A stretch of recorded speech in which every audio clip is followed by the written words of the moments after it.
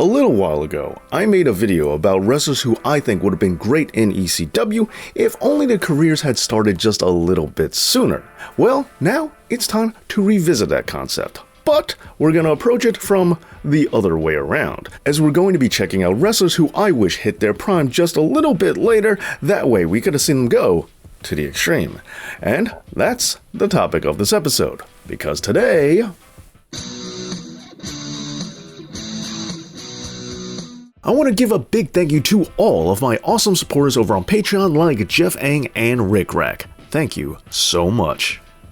Before we begin, allow me to say that this list was a lot harder to do than the last one. Previously, I only had to sift through about 20 years of wrestling history in order to find the 7 wrestlers that I was going to choose. However, for this one, I had to go through all of time before 1995, so needless to say, there are going to be at least more than a few wrestlers that didn't make this list who probably could. So with that being said, feel free to let me know who you would like to see apply for this video down in the comments. And while you're at it, please give this video a big thumbs up and make sure that you're subscribed to this channel, as it really does help, and I really do appreciate it. And also, another reason why this video was harder to do than the last one is because when it comes to being aged out of ECW, well, that's not really so easy to do, as Paul Heyman proudly picked a lot of legends to be in his Extreme brand, from Dusty Rhodes to Abdullah the Butcher to Terry Funk. So for this list, there are some wrestlers that technically could have wrestled for ECW, but I'm coming at it with a mentality that would have been better if we could see all of these wrestlers at their prime in ECW. But with that being said, let's just get into the list.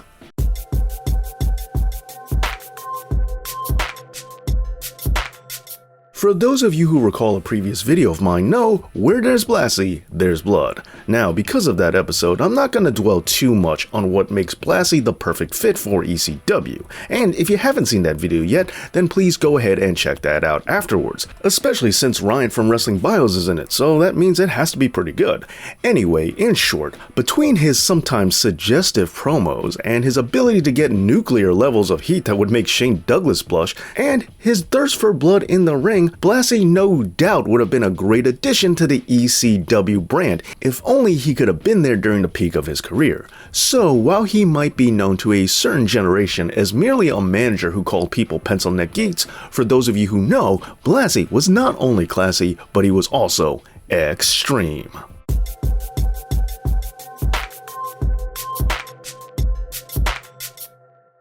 Recently appearing before AEW fans, Atsushi Onita is no stranger to the world of ultra-violence, as beyond that of Mick Foley and Terry Funk, Onita is the one who represents FMW more than anyone ever possibly could. Now, I know what some of you might be thinking. Yes, Onita did appear in ECW, and yes, he did interfere in a match in order to set up a feud with the Sandman. However, that never went anywhere, as Onita would soon return to FMW afterwards. Not only that, but Onita had already retired twice from professional wrestling by the time ECW came around, so I think it's safe to say that his best years were already behind him at this point. And it's not like his style of wrestling is really known for producing a lot of longevity, even though, to be fair, he had already returned to professional wrestling by the time he made his appearance on Extreme TV. But to get the full picture on his FMW return, it's also important to know that he founded the promotion. Way back when, Onita decided to capitalize on the rising amount of bloodlust that many Japanese wrestling fans had, and he also promoted himself as the top star, and above all else, all this was wildly successful. And financial stability was definitely something of a weak point for ECW, so having someone who really knew how to run a wrestling company off of ultra-violent wrestling, well, that would definitely be a good thing. And furthermore than his booking influence, we also see so much of his inspiration in a lot of the professional wrestlers that we see wrestling today. Which is why, if ECW could have gotten a proper run with the inventor of the exploding barbed wire cage match, they would just have to take it.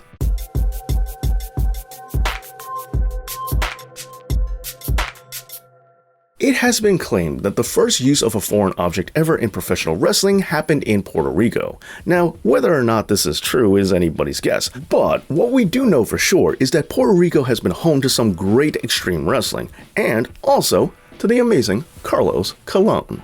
An absolute legend in the industry, Carlos Colon is a 26-time WWC champion and has one unrecognized win as the NWA champ after defeating Ric Flair. Not to mention that he is also the patriarch of the Colon family and was never afraid of taking some serious punishment, which he definitely has the scars to prove it.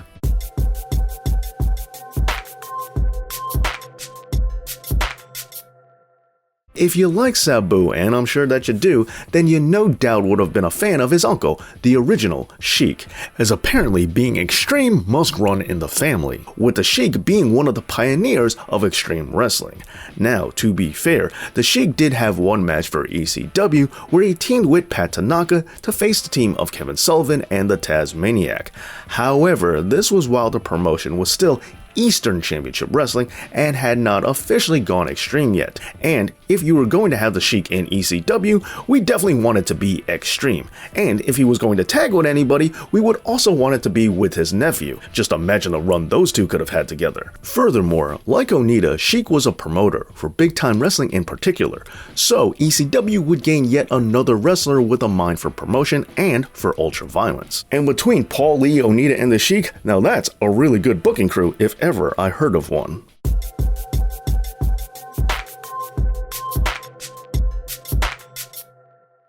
Continuing with great minds for the business, next we have Killer Kowalski. After his career as a full-time wrestler was over, Kowalski opened up a school that would go on to train many professionals such as Perry Saturn, Kofi Kingston, and Tommaso Ciampa. And having a great legend to learn from is always a good thing for any brand. Now, going back to his time in the ring, Kowalski was feared as one of the true monsters of the industry, earning accolades in promotions ranging from the NWA to Stampede Wrestling to the WWF. And even more so than that, Kowalski was legit tough, as he once ripped off a piece of Yukon Eric's ear with a knee drop. Then, while visiting him in the hospital later on, the two laughed it off as Eric looked pretty funny in his bandages. However, when the press got a hold of that, they claimed that Kowalski was laughing at his victim in the hospital, which only worked to further solidify his villain status. In addition, he also hospitalized boxing legend Jack Dempsey with a single kick and was also shot in the eye, but proceeded to continue his match anyway, which he won. All this only worked to add to the lore to make him an even more feared monster than he already was, which is definitely saying something.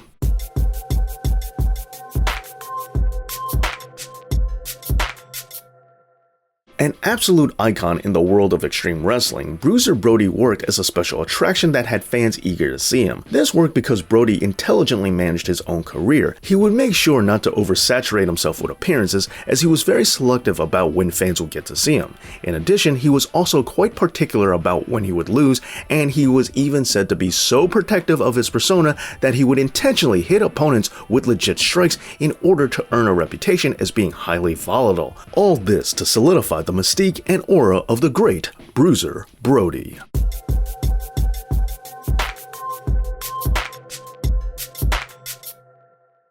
And finally, it should come as no surprise to anyone in the know that topping this list is none other than Wild Bull Curry. With a career spanning over 5 decades and beginning in the 1930s, Curry started out as a circus tough guy, challenging anyone to face him in a match, and after 65 straight fights, no one was even able to last a single round of merely 5 minutes. After this, he would join the police force and allegedly wrestled a bull down to the ground who had escaped, hence the nickname Wild Bull. Moving on, he would then begin wrestling in Detroit, which is where he would develop his brawling style that he was best known for. After this, he would start wrestling in Texas and become one of the territory's top draws.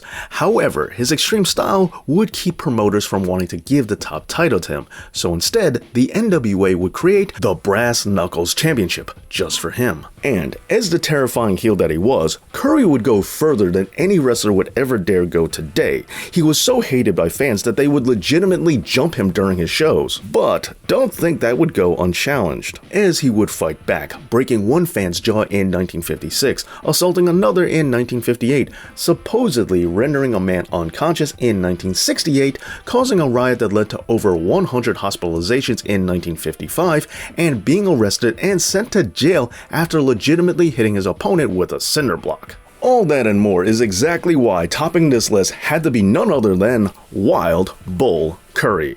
Well, there you go, 7 wrestlers that I wish could have been in ECW, but what are some that you can name? Let me know down in the comments. And while I'm at it, thank you to all of my awesome Patreon supporters, and thank you for watching. And as always, Dave knows.